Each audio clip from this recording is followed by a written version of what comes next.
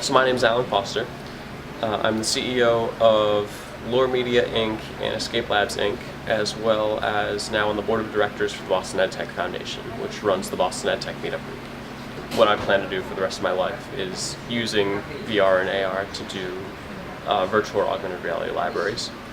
The other thing I'm working on right now is Escape Labs, which is using the HoloLens to create room-scale puzzle games and escape rooms. So, talking about our product, specifically for Escape Labs, what we started was the interest in doing room-scale puzzle games and using the Microsoft HoloLens to use basically all of its features and then project various puzzles in that room, very similar to a game that already came out called Fragments, which was licensed by Microsoft. And what we realized is that these types of experiences already existed in the form of actual physical experiences called escape rooms. And rather than having to compete directly with those experiences, we decided to make them our customers by helping them to upgrade those experiences to include holograms and other digital content like that, which is why escape rooms subsidize the cost of those headsets. And using those headsets as well as ceiling projectors. So early on, first we have to, right now we're in the learning stage, which means that we make custom experiences direct for our customers. So it's things like, it would be about $30,000, $30,000 to $50,000 for one experience.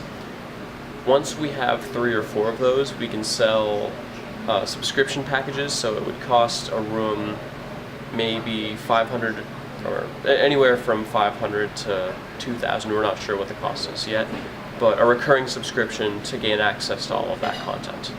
Yep. So the customer we're starting with is escape rooms directly. We're going direct to escape rooms, and from there we're basically working with them, tailoring the content directly to them. Our goal is to work with at least 10 different escape rooms and get them on board with using the HoloLens, because our company is B2B2C. We sell to the escape rooms, which then sell to their customers.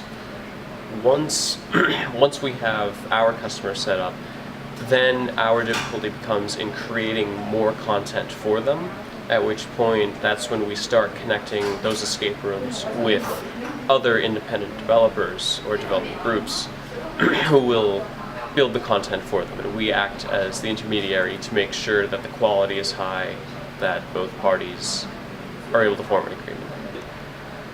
We've more or less already validated that. It came from the realization that when let's say an escape room has 3 rooms, 3 different experiences, that means it's 3 rooms, and they are right now limited to the number of experiences that they can have is limited to how much space they have physically.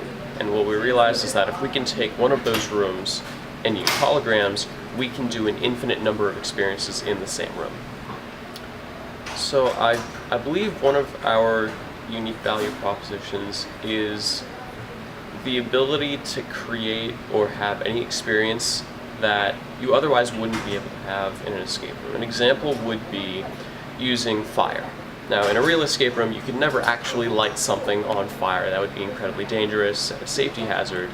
But using holograms, you can simulate fire so that the user sees something on fire from multiple different perspectives. For every intent and purpose, it's real, but it isn't actually dangerous.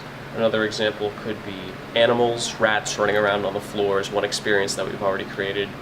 We can do weather, we can do portals, we can travel through space and time. It is actually one of the new experiences that we're doing with Boston. Let's see, so our sales strategy right now is, because right now everything is custom. Nobody has ever done anything like this before, so what we have to do is figure out the exact limitations. As just to throw out some examples, how do we make our experiences handicap accessible and inclusive? What do we do to allow escape room owners to provide hints if groups ever get stuck? All of these things have to be identified and then standardized, and that's why we're starting with only one room at a time, is to create that template, and then from there we can scale very rapidly once we know exactly what every experience is going to require.